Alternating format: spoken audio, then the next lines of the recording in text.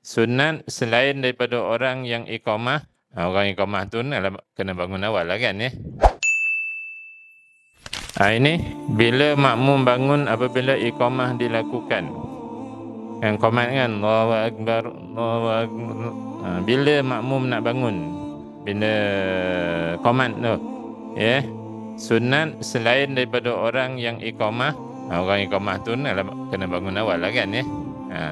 Tidak bangun sehingga muazzin atau orang lainnya, maksudnya kalau muazzin tu tak qomat, orang lain qomat, selesai iqamah. Sekalipun orang tua, kerana selagi azan dan iqamah belum selesai, maka belum tiba waktu untuk solat. Jadi tunggu habis qomat tu baru bangun.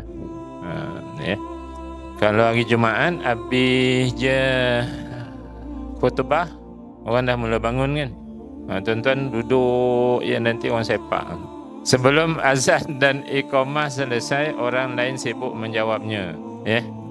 Yang ni ada khilaf ni tuan-tuan ya. Ada yang kata bila Bilal sebut qad qamatis solah tu bangun, itu raikanlah. Berbeza pendapat tu kita raikan. Atau imam keluar dulu, duduk kat sejadah imam tu, kita nampak kan. Kalau tu nak bangun boleh bangun. Adalah khilaf, banyaklah dia punya pendapat. Tapi dalam mazhab Syafi'i kita yang paling kuat sekali, selesai qomat baru bangun.